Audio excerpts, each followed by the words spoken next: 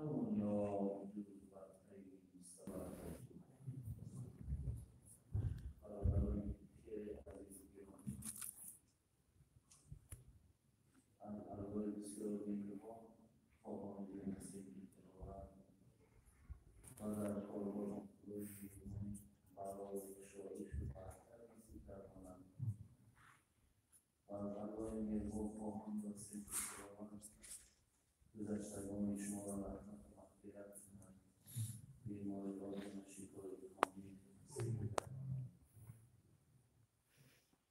ربنا فاغفر لنا ذنوبنا وكفر عنا سيئاتنا وتوفنا مع الأبرار آمين يا رب العالمين. برادران عزیز و گرامی، الحمدلله رب العالمین. چند روز است که با برادران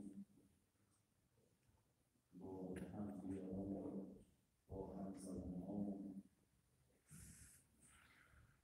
در چندین شهرها و بیابان بسیاری از برادرانی که در این کارهای کردیم. البته یادم میکنم شرایط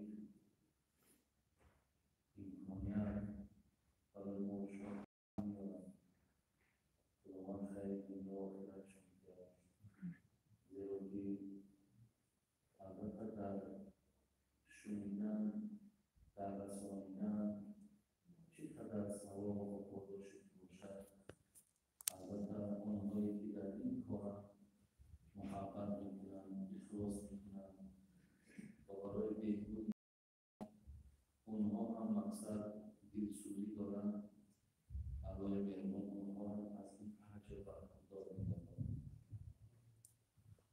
بسیار الله مهربان و سپاسگزاریم برادران عزیز و گرامی که مردم ما و شما، فرزندان ما و شما اگر از ملک خودمانند، ایدیال خودمانند دور باشند، وقتی می‌بینیم که در اینها پایبند عمل صالح هستند، می‌بینیم که الحمدلله رب العالمین راه‌های درستی را اتفاق کردند، اصلا دیگر خواطر نمی‌شود.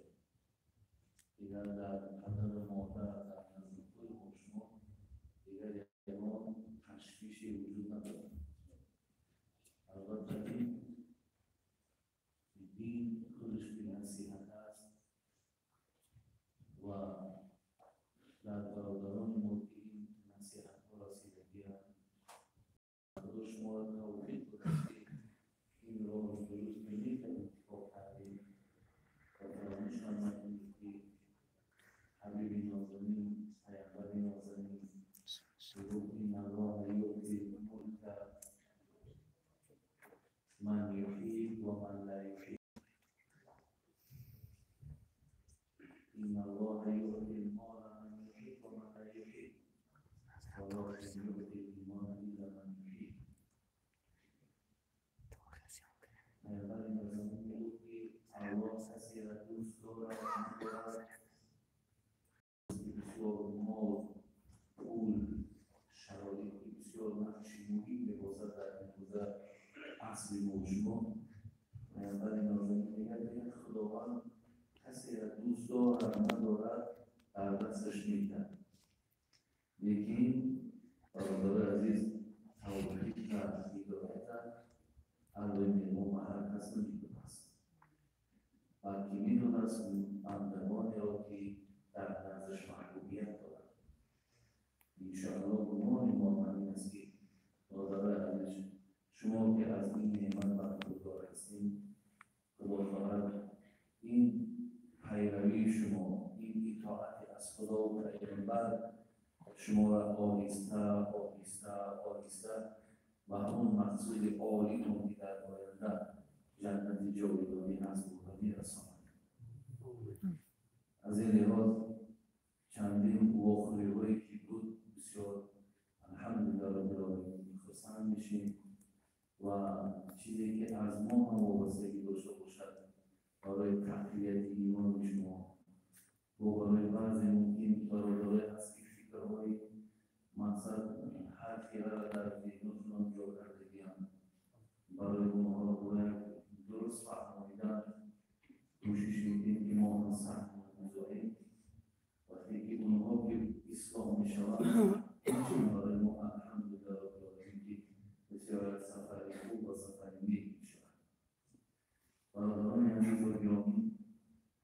من وقتای زیاد در این حفلاتی انشاءالله برنامه‌ها بسیار است با گفتنی‌های زیاد گفتیم که برای گوش کننده هم امروز فراهم است، یافتنش هم مشکلات ندارد و الان که باشد من یک سوال بسیار بسیار زیبایی را از پیامبر از حضرت امام ابو حنیفه پرسیدم و حضرت هم بسیار جواب زیبایی دادن از یک سوال و جوابی که بین حضرت امام ابو حنیفه رحمت الله علیه انجام یافته است. من با شما گفتم میتونم تا از سوال جواب اینها را حل کنیم و حتی تصدیق هم کنیم که الله مهربان این خیل بنده های نیکی مثل حضرت امام ابو حنیفه داشته است که در حیات خودشان در عصر خودشان بسیار خدمت شایسته را در دین گذاشتند. عزیز که تا حال از آن آثارها و از آن خدمت‌های حضرت امام ابو حنیفه تا حال مردم مسلمان اکثر روی دنیا استفاده بردند. خوش به حالشان برادران عزیز که در همه جا پیروی از حضرت و از اجتهاد و از استدلال‌هایی که حضرت کتاب کردن امروز مردم از او استفاده می‌برند. پیش از آنی که برادران عزیز سوالی که ابو حنیفه را کردن اکنون من از فرصت استفاده بردم که من در بسیاری از جایها باز مقصد گوش دادن کردم برای برادران عزیز، برای همدیاران، برای مردمی که الحمدلله هم مسلمانی هم ملت تاجیکی و سالها چندین عصرها مردم ما پیروی از مذهب امام ابو حنیفه و هر جا که ما را پرسند مذهب کی داری یا مذهبی که ما حنفی میگیم، یعنی اصل نام ایشان این نعمان ابن ثابت. خب در نسبت حنفی هر که اختلاف هرچی به حضرت نسبت میتن، لیکن به هر حال مشهوریت ایشان با حنفی هست.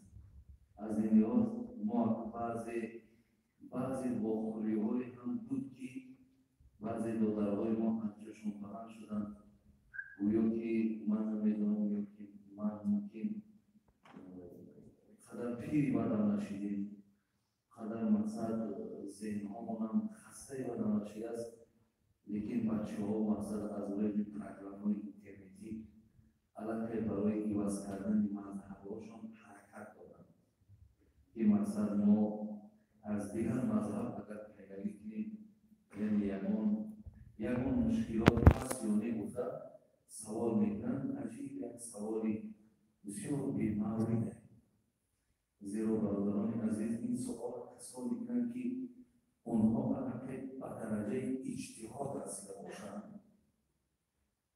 اونها بین که آخر علمی که در داخل دین هست اونها اگر با رقی برخوردار شده باشند، اونها حافظای کل قرآن باشند، حافظای احادیث پیامبر باشند، از درون آیت و حدیث مسئله بیان کرده تاونند، اینها سوال کنند توی درد نیست.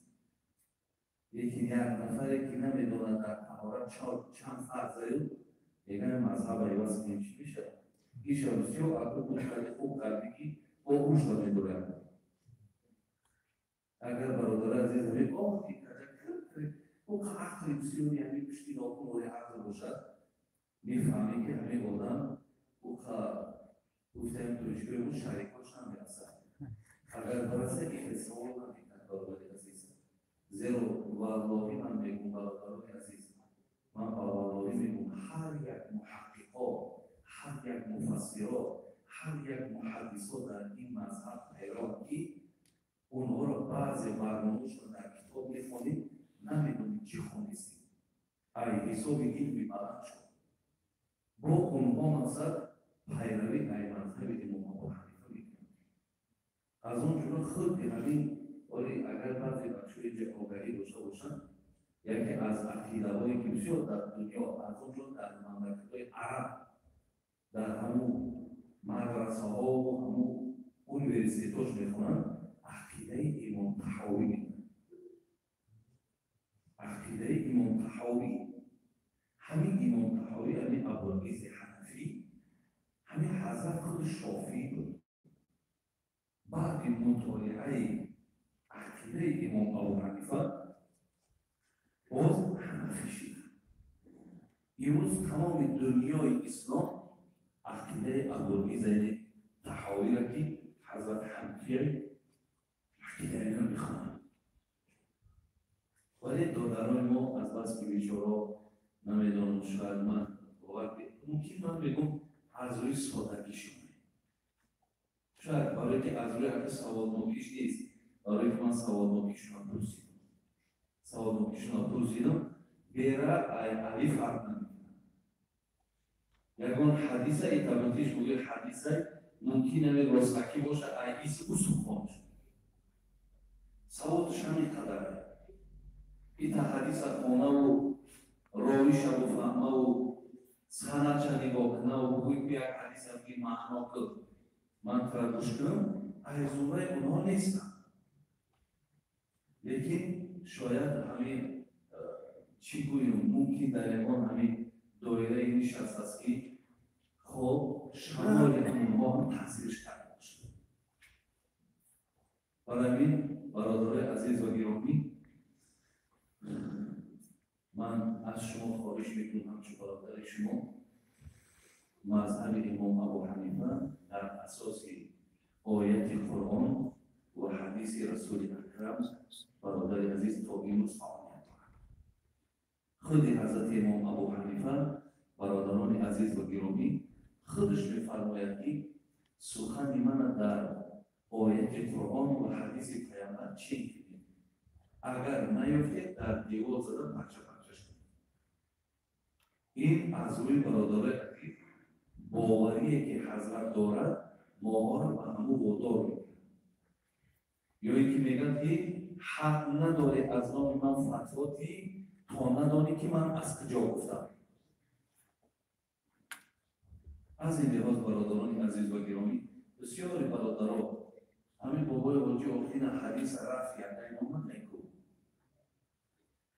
این حدیث آمین بلند آمد نکو آخه در حدیث رفعی ترک رفع یدین آمده چی به ایشان میگوی؟ چرا در حدیث آمین پس گفتن آمده چرا این ایشان میگیری؟ برادرای عزیز و گرامی باز میگویم که انشاءالله این انتخاب سر انتخاب خوبه این بسیار زیرا که کسانی که ممکن شما را در این کارها دلالت کنند برادرای عزیز باز میگویم اونها دوستای شما نباشند شاید اونها یکون هدف هم داشته باشند شاید یکون مقصد هم داشته باشند اگر یکون نفر ما را شنودم حالا نشود زیرا گمان بر همیه اگر مقصد این باشد پیروی از مذهب ابو حنیفه چی دین نیست خدمت دین نیست اگر مقصد دین باشد آیا فقط شرط در دین همین است که ای مذهب حنفی بگوی و شافعی و حنبلی شد مقصد در اونجا هست حقیقت در اینجا حقیقت نبوده است مولا علی قاری که فخر مذهب حدیث ها را کتاب موضوعات دارد که حدیث ها را ای صحیح و غیر صحیح جدا کردگی است تا این اندازه این حضرت ها حدیث شناس بودن پیروی ای مذهب حنفی دارد باز میگم که اینها برادر از چیزهای نوان اینها هر که مقصدناک شده گیرد برای اینجا در شما رنگی که یک آدم های هستین که بعد شنیدن سخنی اونها ممکن کسی نباشد که برای شما اینطوری گوید که دادر عزیز این انتخاب نادرست است دویم سخنی هم میشنوی یا سخنهای اینترنتی که بعضی چیزها میگن شما اینها را که جدا کردن میتونید برای همین بسیار همین مسئله را جدی باشیم برادران عزیز. هیچگاه از همین راه و روشی که انتخاب کرده برادر عزیز یکون تغییر نده، حقی تغییر دادن نداری. برای تو آدمی بی‌سوادی، برای که تو هیچ در یک الله بیرون یک نعمتی همین یک بگیم پلای تیار در پیش مادری بخوری، از همین ناشکری نکن. برای اون که شما ابو حنیفه را بشناسید، اگر اینقدر انصاف داشته باشید حیات حضرت یک بار بخونید، از تولدش تا وفاتش بخونید، بعد انشاءالله شما درک بگیرید که شما در کدام امام پیروی دارید. وقتی خودی امام شافعی سخن تو چه برادر عزیز؟ امام شافعی میگه ما در علم فقه، در علم مسئله نانریزه‌های دسترخوان امام ابو حنیفه را بخرید. وقتی این امام‌هایی که مقصد خیلی اونها هم علم و درجه و مقام دارن، ریزه‌های دسترخوان ابو حنیفه در علم فقه دارن، اونها وقتی که این بها را میگذارند چه از ابو حنیفه قرضدار بودن، حقیقت اون چیزی که بود اونها بیان می‌کردن. برای همین برادر عزیز، ما از روی همچون برادرتون، از روی دوست داریم، از روی مثال بگیم نمیخواهم که از شما یکون چیز دیگر تیار کنم یا مقصد شما ها را میده مداری را که حل خونده میکنن همچنان را میکنن. از این لحاظ برادرها انتخاب مذهب ابو حنیفه هیچ وقت در ما شما یک نعمت خدادادی است. هیچ وقت این فکر را در ذهنتان جا ندهید. خصوص بیان خب رویه هست، فرقه هست، گروه هست و هیچ کدامشون دادارد شامل نشید. کارخانه داری، جای کار داری، نان آورد تا بسو بردارید، 4 پنگرک معاش را بگیر، زندگی ها تا بردن بگیر، 5 وقت نماز تا بخوان، 8 خدا بترس. انشاءالله از الله امید است که شما خاتمتون بخیر است. من میام سر سوالی که ابو حنیفه را کردم. میگه شخصی آمد گفتن یا امام گفتن ایو ذنب اخوف لسلب ایمان. حضرت امام ابو حنیفه یک سوال عجیب دادن. حضرت گفتن هست گناهایی که انسان اگر او را انجام دهد امکان دارد که از دنیا به ایمان برود. همین گناه ها هستند که وقتی آدم در دنیا انجامش بدهد خوفی همین باشد که همین آدم در آخرش مقصد و به ایمانی انجام بیاورد. حضرت امام ابو حنیفه برادر عزیز 3 گناه را یاد کردن. گفتن اگر کسی که به همین 3 گناه مبتلا شود، همین خوفی به ایمان رفتن از دنیا برای او امکان دارد. برادر عزیز خوب اهمیت میدیم تا با سوال جناب چی جواب زیبایی را حضرت گفتن یکون ترک شکر علی الایمان. یکون گفتن چیزی که امکان دارد که شما اگر به همین گناه مبتلا شوید از دنیا، ایمانی که راحت خانه قبر خانه، ایمانی که عزت شما را پیش الله و رسول بلند میکنه، شاید گفت همین نعمت های دستی این چی بود است؟ شکرگزاری بر نعمت ایمان کردن. و ببینید برادران عزیز، ما مردم شکرگزاری از پدر و مادر میکنیم، شکرگزاری فرزندان صورت کنیم. شکرگزاری وقتی از کارمون اگر دستمون یافتیم کردیم شکرگزاری بر اون میکنیم. ولی شکرگزاری بر ایمان داشتن هم حضرت امام ابو حنیفه میگه این بسیار نعمتی بلندی است. کسی اگر شکرگزاری را از ایمانداران نکند خوف به ایمان شدنش هم امکان دارد. حضرت علی میگو برادران عزیز این من نعیم دنیا یکفیک الاسلام نعمتان. اگر برادران عزیز فرزند نعمت باشد، مال نعمت باشد، خانه نعمت باشد، تنیسیت نعمت باشد، حضرت علی میگه از همه بالاترین نعمت این نعمت اسلام، نعمت ایمان است. بالاترین نعمت میگه در رقم یک این نسبت میگه.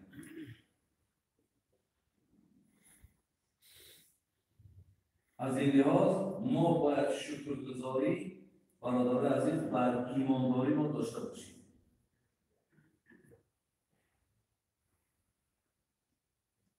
تا این خوف و این ترس و این عاقبت ما که به این جوابی که حضرت امام ابو حنیفه گفتن به این یک مقصد نزدیکی و یا تأثیرش در ما نگذارد. جناب جنونی در معدن حال شیخ حصه می‌دارد.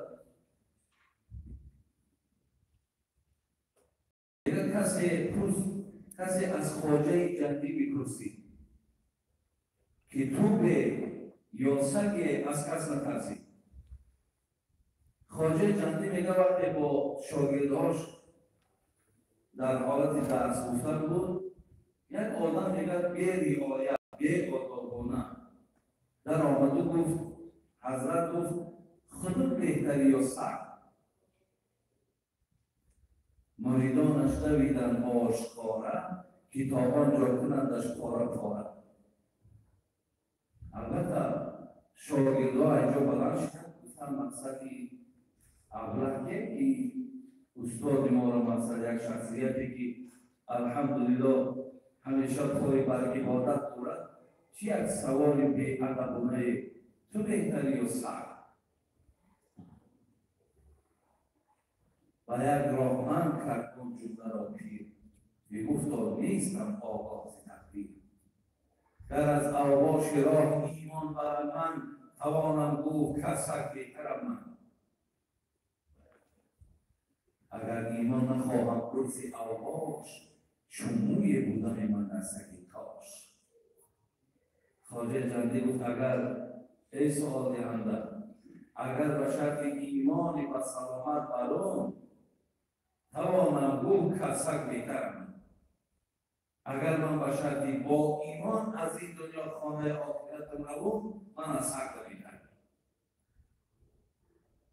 و اگر ایمان نخواهم پرس اوباش اینجا اوباش شیطان.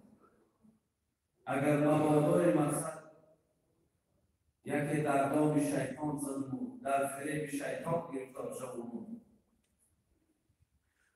و ایمان در دست شیطان اگر سپاریدم چموی بودن من در سگ کاش. حتی سگ یک طرف حتی ای کاش یک موی در بدن این سگ بشیدم ولی از زمره شخص به ایمان نمیشد. از این لحاظ برادران عزیز و گرامی یعنی ایمان حقیقتا نعمت هست که ما با او شکرگزاری کنیم. یکی از شیطان بسیار معروف و مشهور را پرسیدن که یک نفر در ابتدا بسیار آدم با اخلاص بود، بسیار آدم با عبادت بود، ولی در دم آخر دیدیم که تماما همین آدم از زمره آدمان بی توفیق شد. بسیار آدم بگیم به ایمان شید، آدم رزیل شید. سبب در چی باشد؟ برادر عزیز دو جواب بسیار زیبا دارد این شیخ. گفتن یکم به این حالت مقصد رسیدنی این آدم احتمالی دارد که برای مستحکم شدن ایمانش از الله یاردم طلب کردنی نیست که خدایا این ایمانی که بر من دادی، این توفیقی که بر من دادی، این اعتقادی که بر من دادی، خدایا این را باز هم مستحکم کن، خدایا باز هم این را تقویت ببخش، خدایا این را نورانی کن. میگن یکم همین که این آدم از خداوند این دعا را کردنی نیست. دوم شکرگزاری بر نعمت کیمونش کردنی نیست. زیراز این آدم رفته این عیناً جواب حضرت امام ابو حنیفه را این کم ترک باز رنگش دیگرگون کرد، گفت شکرگزاری نکردنش آورده ایره به همین حالت میسازه است. از این لحاظ معنی این است برادران عزیز که ما باید بر نعمت ایمان شکرگزاری کنیم. الله مهربان همیشه شکرگزاری کنیم که خداوند بر ما ایمان داده است. ایمان برادران این یک نیرو و یک انرژی، یک قوه که شما را مقصد همیشه ببینید در هر یک کارهای نیک، کارهای خیر شما را رهسپار میکنند. این هم یک قوه است. ولی برادران عزیز چیز دیگری را هم از این مانده برادریم که ایمان بر خودش با نشانه ها دارد. ولی امروز یک چیز خواندم میگد که اول آدمی متکبر را مذمت میکنه، یعنی آدمی که بسیار تکبر صاحب کتاب مذمت میکنه، بعد میگه میدونی که این کبر ایجاب پیدا میشود. گفت از سببهای پیدایش دارد. بعد یک سه چهار پنج طرف است. گفت از میشود که گاه آدم علمی بلند نداشته باشد و علم شد تکبری کند، بسیار در اون غرور پیدا میشد که من مثلا این قدر علمی بلند دارم. از این امکان دارد. دویم گفته از سببهای پیدا شدن کبر این از روی ثروت‌داری میشود. سوم گفته از روی قدرت میشود. وقتی که آدم قدرت پیدا میکند، وقتی که مستحکم میشود، وقتی که حمایت بسیار بقوت میشود، این آدم تکبری پیدا شده میکند، امکان دارد. دیگرش گفته از حساب نسب میشود. نسب‌هاش هم اگر وقتی که با نسب‌ها مثال نگاه میکند، نسب‌هاش آدم‌های بسیار تمام و دیگر، از این حساب تکبر شدن ممکنه. پنجم گفته است پیدا شدن کبر از حساب عبادت هم میشود. بعضی آدمی هست که عبادت بسیار میکنند و همون عبادت بسیار شد با تکبری هم میکنند.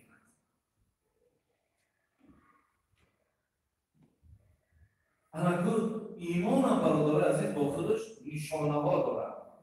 ولی در سوره انفال اگر نگاه کنیم آیت 2 الله میگه چون اعوذ بالله من الشیطان الرجیم انما المؤمنون الذين اذا ذكر الله وجلت قلوبهم واذا تليت عليهم آیاته زادتهم ایمانا وعلى ربهم يتوکلون الذين يقيمون الصلاة ومما رزقناهم ينفقون اولئك هم المؤمنون حقا. الله ربی میگه اولئک هم المؤمنون حقا. این پنج سری که در بالا من یاد کردم الله میگه اگر همینها در کدام باشد اینها مؤمنهای حقانی هستند. اولئک هم المؤمنون حقا لهم درجات عند ربهم و مغفرة و رزق کریم. اما برای کسانی که دارای این پنج چیز باشد، ببین الله شاهدی داد اینها مؤمنهای حقانی هستند. از برای اینها مغفرت است، از برای اینها منزلت است و برای اینها ما رزق حلال از راه حلال برای اینها مقصد آماده میکنیم. اینها کیان؟ یکم الذين اذا ذكر الله وجلت قلوبهم. هرگاهی که اگر آیت از قرآن آورده شود در دلشون، با اونا وقتی که با آیت قرآن گپ میزنی در دلشون ترس پیدا میشه. و اذا تلیت علیهم آیات زادتهم ایمانا، وقتی که از آیت قرآن با اونها صحبت میکنی ایمان تا چند تقویت پیدا میکنن، میلها و محبتشون با بندیشون زیاد میشود. و علی ربهم یتوکلون، این مؤمنان کسانی هستند که با الله مهربان توکل دارند، با الله توکل میکنند. چهارم میگن الذین یقیمون الصلاة، چهارم نشونش نماز میخوانند.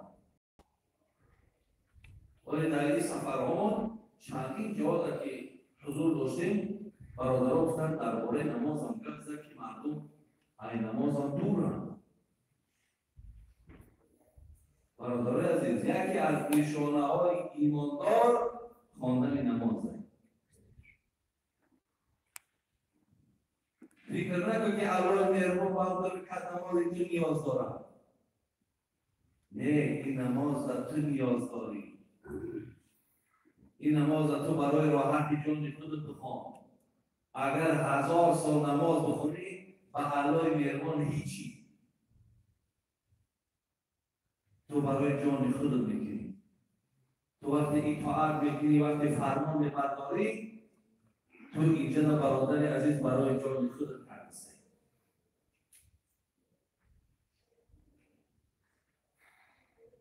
شیطان که رانده گشت و جز یک خطا میکرد. یک خطا. شیطان که رانده گشت و جز یک خطا میکرد. خود را برای سجده‌ای خود را برای سجده‌ای آدم ریزان کرد. شیطان 1000 مرتبه بهتر از این نماز دید. او سجده برای آدم این وقت نکرد.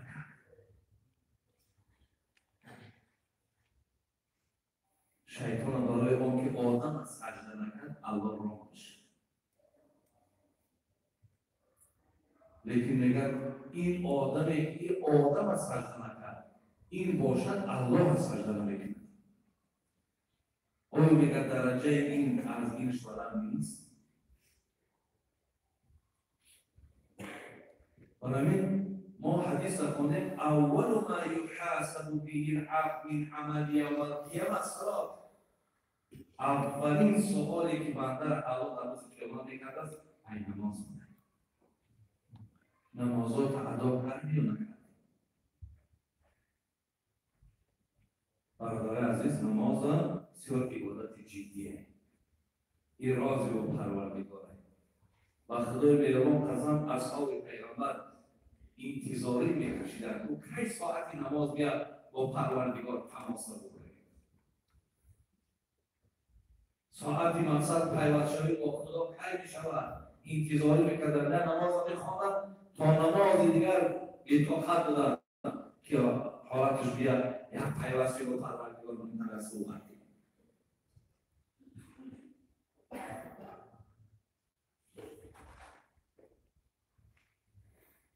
و دیگرش چی بود؟ دیگر نشانش این بود که از مال داشتشون زکات میدین. این 5 نشانه رو میگه نشانه های آدم ایماندار.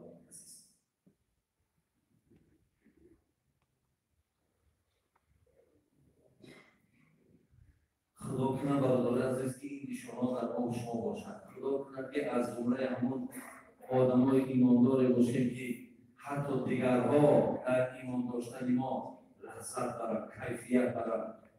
بگن خوب مقصد دینی پاکی است، خوب دینی نیکی هست که این چگونه مقصد نفرهای را دارد.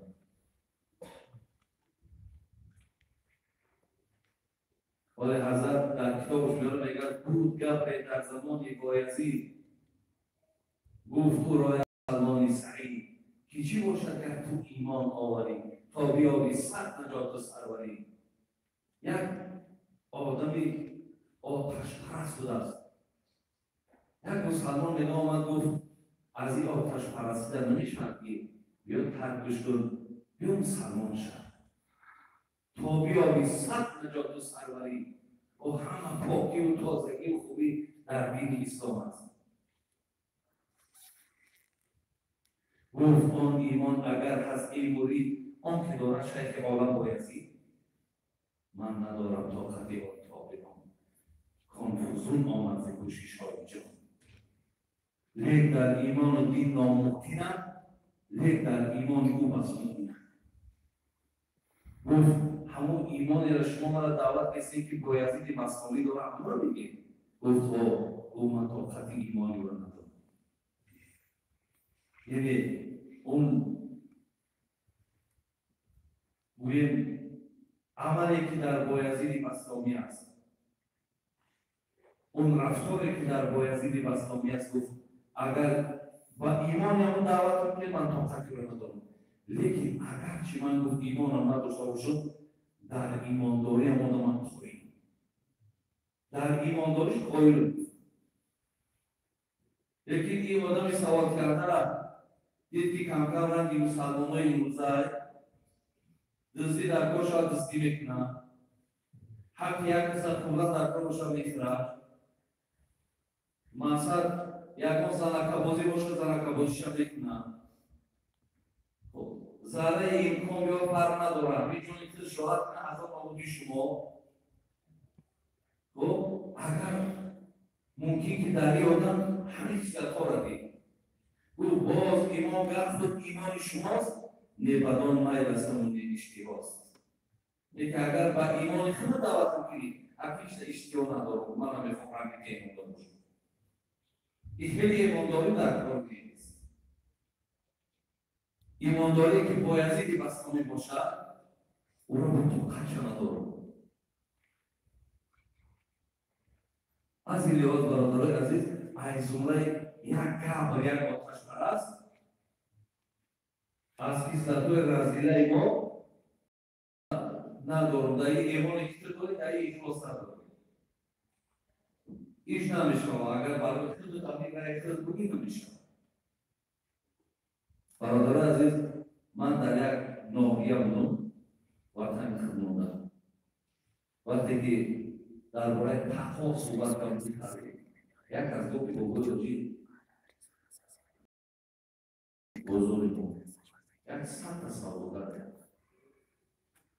کسی نمی کارتوشکا میخرم پیاز میخرم نمی سه گوشا میخرم در همون درم گفت یک سوالگری عروس داریم همه میرم در ترازی هم بسنجه اگر همون ترازی هم درست باشه همون قبول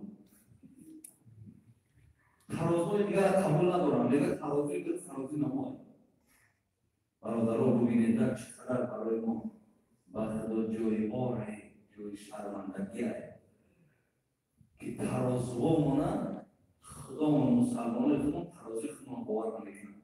یک آدم دست در همونجا دو میگه دو کم کمی تایی صدقی بده همون میگه پیشش بیزار شد و میگه سون تکیهش دست میگه چون برشت نمیگه سون دادی ترازوی درست ترازوی دیگر باور نمیکنم. آیا همین نشانه همون هست که برادران همین که ایمانداری ما دعوا کنیم بگیم ما آدم مؤمن و مسلمانیم اسلام ما برادران عزیز بسیار ما را در همه راه‌ها در درست‌ترین راه‌ها دلالت می‌کند. این کارهایی را که از ما شما می‌گذرد با خدا باور کنیم هم خدا هم بیننده‌ها را هم به اعتقاد و به اخلاص کرده. دیگر من اکنون سوال دویمی که برای خوف ایمان یکم چی بود؟ ترک شکر علی ایمان کسی بر ایمانداری شکرگزاری نکند. دویم و ترک خاتمه دویم چیزی که خوف به ایمان رفتن از دنیاست و کسی که بر خاتمهش از خاتمهش نترسد. ولی شما چی میدونید خاتمه کار ما شما چیه؟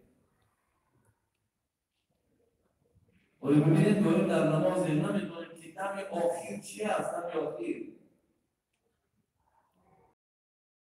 نمیدانید دم آخر چی حال است.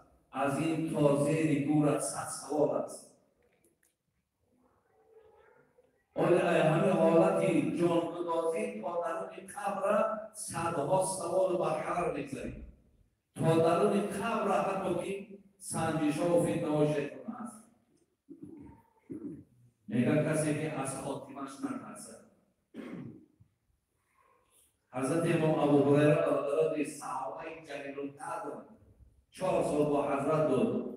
زیاده 5000 حدیث ایام امام ابو هریره است.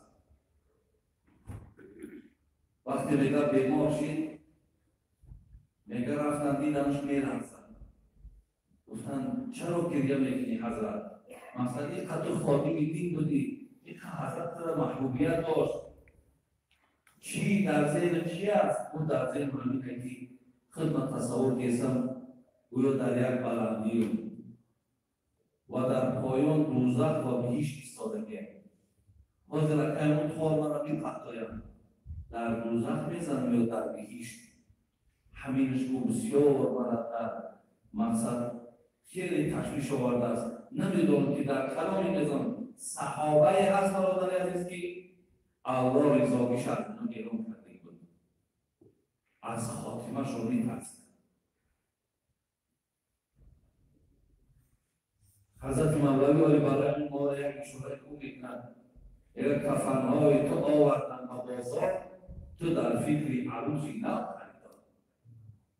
اونجا کفنهاتون آوردن تیاره زندگی هم، تو در اینجا در فکر عروسی نو خریدار.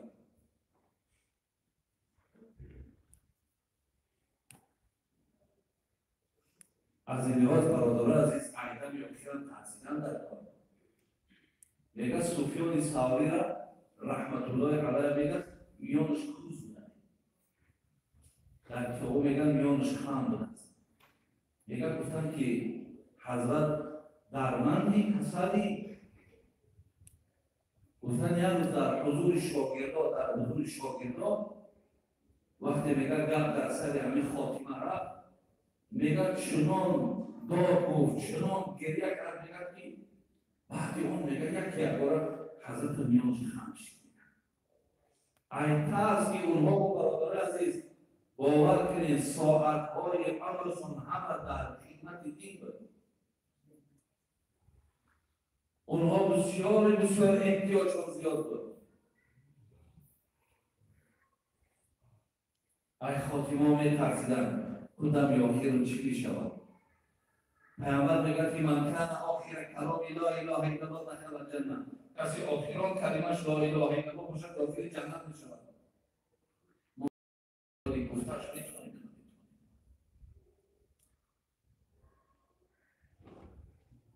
سه برادران عزیز گفت سیوم چیزی که سبب به ایمان رفتن شما میشود و ظلم و علیه. یکم ناشکری کردن، ایمان شکرگزاریش نکردن. دوم خاتمه را اندیشه شد، دمی آخر فکرش نکردن. سوم بر بندگان خدا ظلم کردن، در حق بنده های خدا ظلم کردن.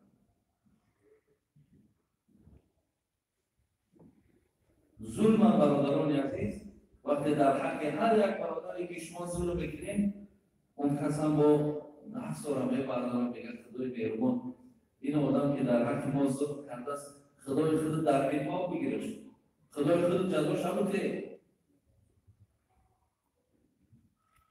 یعنی هیچگاه برادران عزیز و گرامی نباشیم از زمره آن کسانی که بندگان خدا را ظلم کنیم، بندگان خدا را اذیت کنیم، بلکه در حق برادران بسیار با رحم باشیم، بسیار گوییم اندیشه های خوب داشته باشیم. کیسه میارن میگه حضرت عبدالله ابن عمر میگه پیامبر نازنین میگه یک کله گوسفند پاچکا شد همراه شکمبه او خانه فلالی ببر. پدرشان گفت همراه ما بود در یکی از معرکه های جهاد از دنیا گذشت، همین را برده فرزندای همراه دید. دیگه وقتی اومدم نزد درش تحقیق کردم، از آن صدا برآمد کی است که گفتم فلانی پیامبر گرامی همینجا کلاهی گوسفند حتی پاچکش شکمش روان کرده است، برای شما روان کرده است. دیگه از داخل هم مادر گفتی همین همسایه پهلو بودگی من از من در مشتاشتره محکم من. میگه وقتی عبدالله میگه اونجا بردم وش اشاره کرد با او، میگه به خدا قسم 7 خانه رفتم، 7 خانه رفتم، اما آخران خانه گفتی همون خانه اول در آمدون ناشکیر بود خانه رفتی؟ گفتم ها رفتم به بالاگی. گفت در همین بین ما از او در کشافتر کسی نیست، از او در فقیرتر کسی نیست.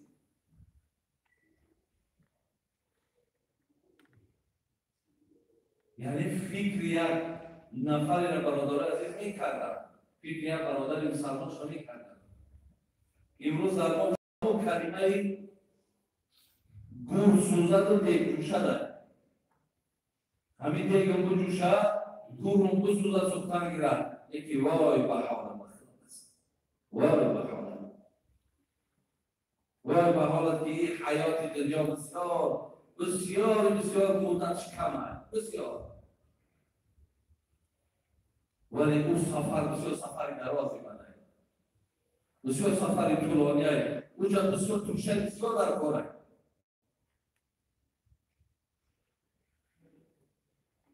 خدا رحمت کنه حضرت رومی را میگفت هر کی آخربین بود او مؤمن است. کسی از همینجا ایستاده فقط آخرت را فکر کنه او دیندار، او مؤمن هست. هر کی آخربین بود او بدین است. کسی نه که آخرجش همجا فکر کنه او دین. برای همین برادران عزیز و گرامی این سؤال بود حضرت امام ابو حنیفه را کردند از ترک آنی که مثال شاید آدم از دنیا به ایمان گذرد کدام گناهان را حضرت برای ما شما روشتر کردند. انشاءالله از خداوند امیدم همین است که ما شما گوش کردیم، ما شما درک کردیم که ایمان یعنی چی. این بسیار نعمت کلامه، یا روشی کلامی که مرد افتادیم. در یکی از مجله ها خوانده بودم میگد که خودش میگد در یادداشتاش نویسنده است، گفته است در همین حیاتی که من دیدم تا 30 بار حرکت کردم که دست به خودکشی بزنم، با مقصد نتونستم این کار کردم. او برای چی؟ برای که در همه آدم آرومیش نیست. این نعمت ایمان نعمت بلنده. آدم در همه حالت می‌دارد. خواه گرسنگی ای، خواه مثال جنجال ای، خواه چیزی باشد، آدم ایماندار در تکیه با الله میکنه و برای روزهای پیشیدن امید میبنده و از همین حالت میبره. این آدم میدون است در 30 بار من مقصد اراده دست به خودکشی زدگی است. این را عزیزان میگن چی است؟ این علامتی میگن انا همون بی ایمانی هست که آدم به این راه میرود. از این نعمت سوی نعمتی بلندی هست برادران عزیز و نعمت ایمانداری باید ما شکرگزاری هم کنیم و از الله ما بسیار تشکر هم کنیم که خداوند ما را دارای ایمان یعنی باوری کرد و باز دعا کنند که دم آخر هم با همین اعتقاد هم برادر عزیز از دنیا می‌گذریم. زیرا حضرت عثمان در زمان خودش یکی یعنی را کتون داد. وقتی حضرت وین کشتن بعدا دویده میگرد بعضی خواهنده را صندوق شدن.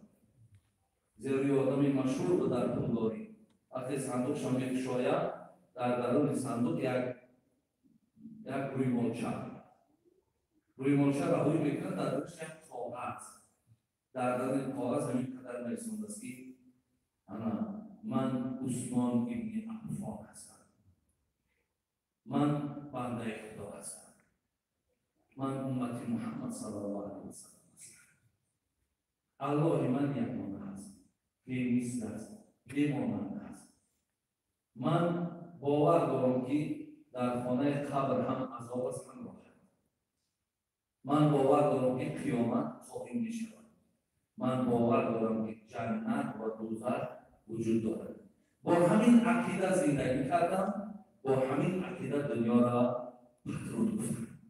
همین قچی برادر در درون داشتم. بگذار برادر عزیز، ما همین اعتقاد کنم. با همین اعتقاد دنیا را پترود. بگذار ما از زمره همون ایماندارهای باشیم که ایمان‌هامون در همون آتش پرستی که خنده کنیم. بگذار از خدای مهربان دعا کنیم که آن چیزی را که حضرت برای ما توصیه دادند ما از زمره بندگان باشیم که هر کارمان مقصد هر کاری را بکنیم الله را ناظر و حاضر کنیم. خدا خواهد همه کار رو بر خیر می‌شود. الله عمرتون را دراز کنند، ایمانتون را کامل کنند. الله مهربان سعادت دل آخر نصیب کنند. و از خدای مهربان دعای ما همین است که از جمعی آفت و بلاها همه شما را خداوند در خدای رحمتش نگهبان باشد. برادرایی که در این مسجد مالی و جانی خدمت کردند، کرده ایستادند، خداوند خیر دنیا و آخرتشون نصیب گرداند. اللهم بک اصبحنا و بک امسینا و بک نحیا و بک نموت و الیک المصیر. السلام علیکم و رحمت الله و برکاته.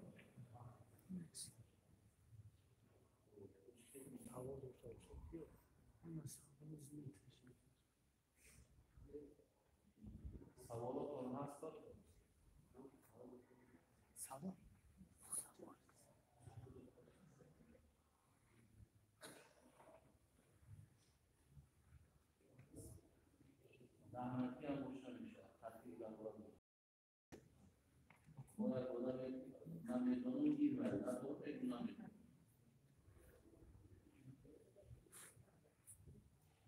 من روشن از خواهی انشاءالله میگه نظر بیرون من چی دارم.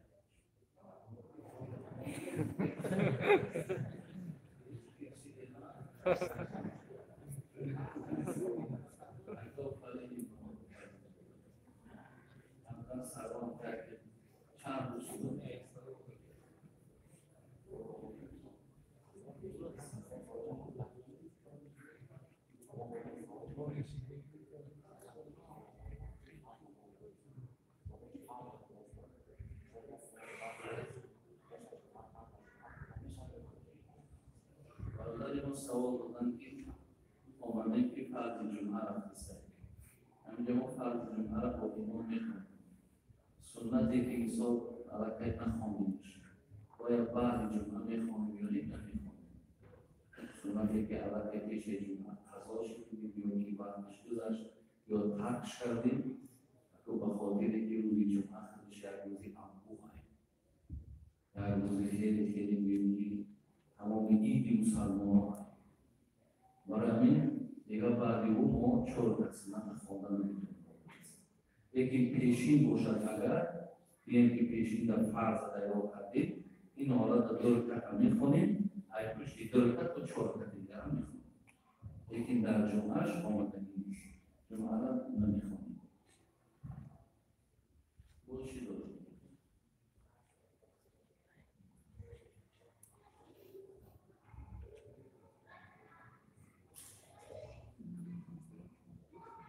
با مراجعت من بر شما امینم هست برادران اکو حساب کنید که من برادر شما در تاجیکستان از زنان شما بسیار شکایت از شما از زنانتون بسیار شکایت که مقصد اهمیت نمیکنن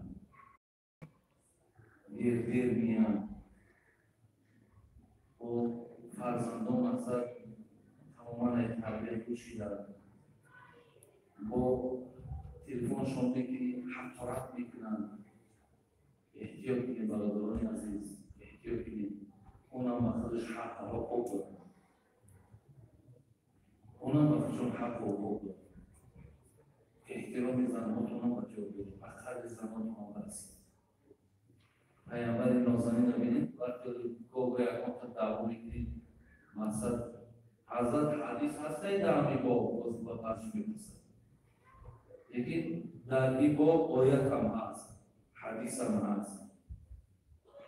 شما ببینید پیامبر نازنین در حدیث ها میگذارن که وقتی عایشه مادرمون میگه سوانی گوشتار رو میخورد در زمین میمان میگه حضرت میگه فرمود استوانه دوام شد گوشت رو میخورد ولی یکی بیوز نداره که حدیث زنک خیلی یک توان نخورد ولی گوشت یک تو مونده شد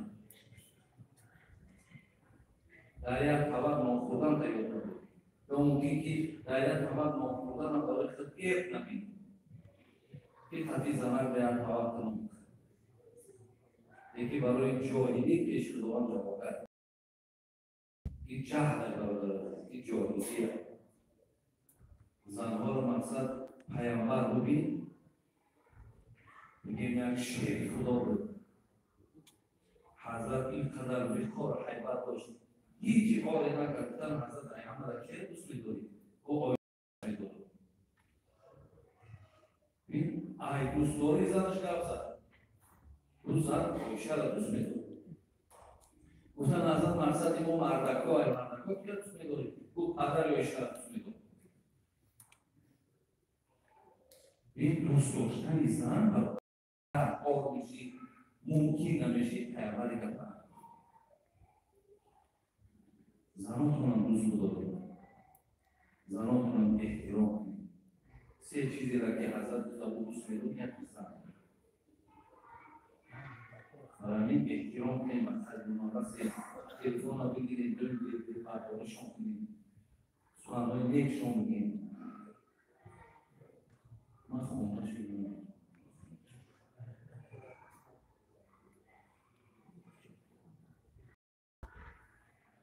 سوالتون هست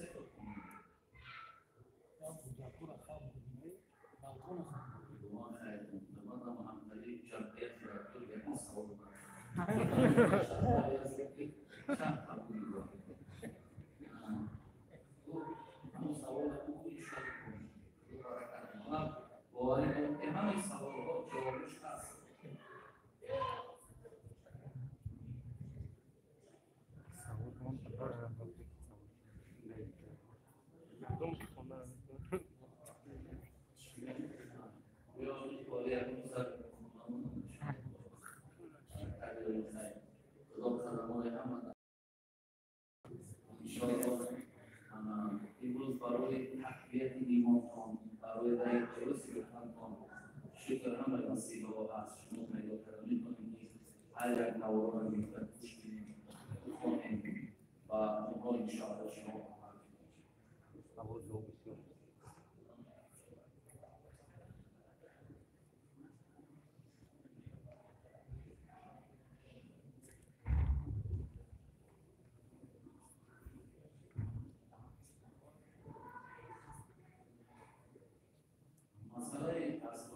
ما آمدن مقصد در اینجا ما فصل بکنیم یا دیگر بخونیم اکنون این وابسته به نیتاتون در مذهب ما برادر عزیز وقتی آدم از خانه برآمد اینجا آمدن نیتون اگر ای 15 زیاد باشد 15 زیاد باشد برابر در اینجا هستن شما نمازها رو بخونید یکی نیتاتون تا 15 بزار باشد اگر شما آمدید در این فصل میکنید یعنی نمازهای 4 رکعت فرض دارید میکنید 3 رکعت فرض شام همون میمونه 3 رکعت نماز دیگر که در مذهب ما واجبه او با شرطش نیست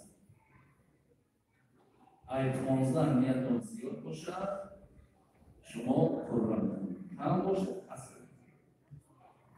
با چیه؟ این خوری هم اللهم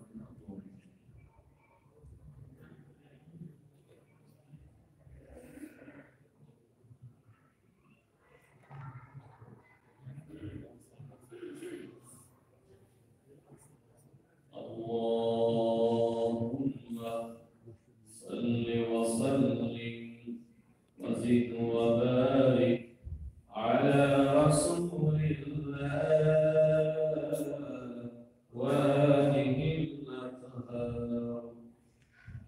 شبهای دراز را به عبادت چی کنم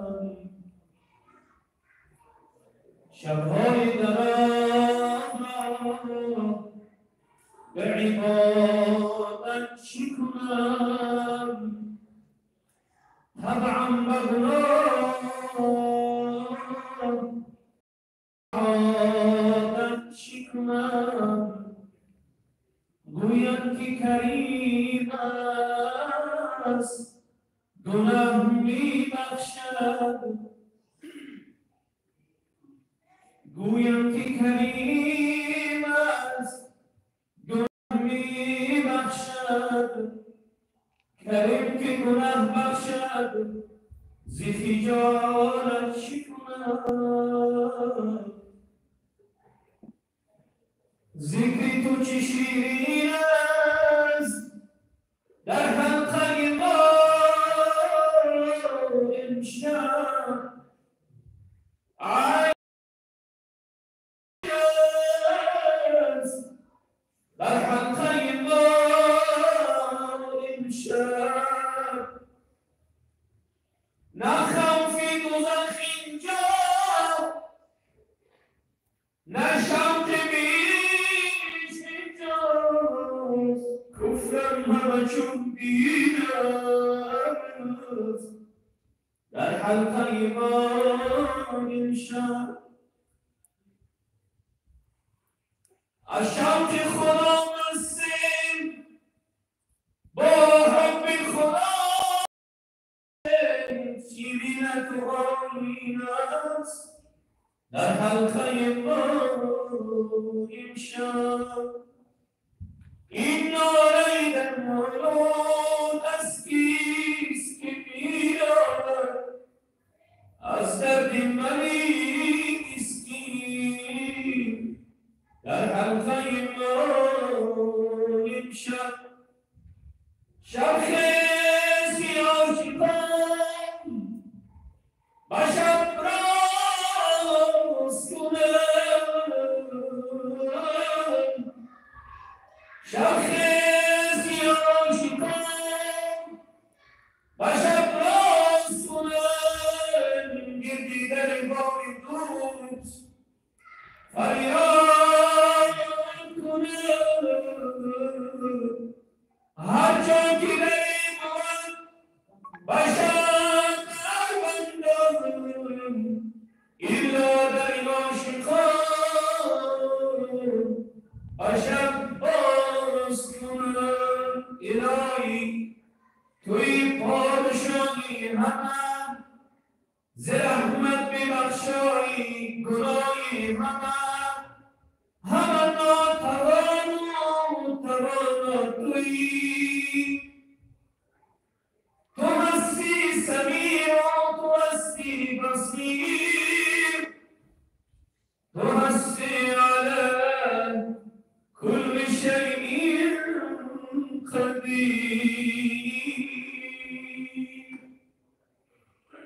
بروی سفید و بروی سیاه تو منم پرگناه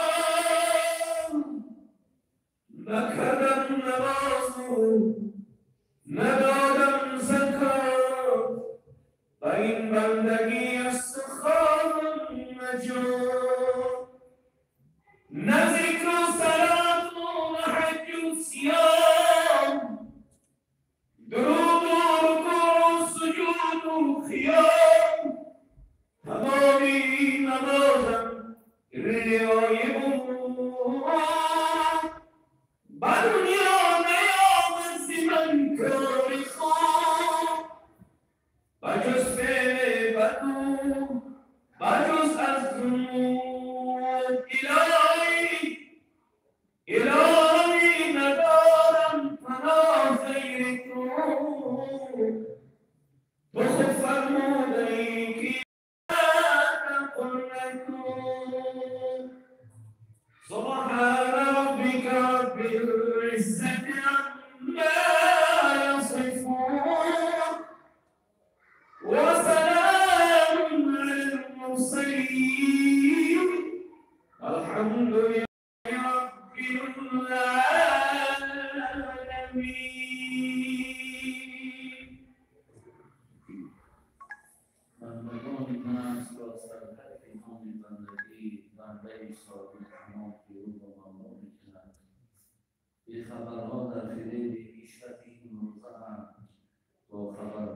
شب انجام فرمان خدای مهربان فرمان آمین. خدای مهربان برای ما توفیق بده، برای ما یقین، برای ما اخلاص زیاد نصیب کنه و برای مهربان عبادت‌هایی را که روزها انجام میدیم و در گاه مقبول بودن خدای تمنیات و مقصودها و آرزوهایی در دل داریم اگر نیک باشند به فضل تمام توصیف بدن خدای گذشتگان را رحمت و مغفرت بیماری‌ها را شفای کامل ده زندانی‌ها را خدای از مشکلات‌های خودشان آزاد بدن قرضداران را خدای مهربان از قرض‌هاشون خلاص بدن به فرزندان را خدای مهربان صاحب فرزند صالح ربنا فاغفر لنا ذنوبنا وكفر عنا سيئاتنا وتوفنا مع الأبرار آمين. السلام عليكم ورحمة الله.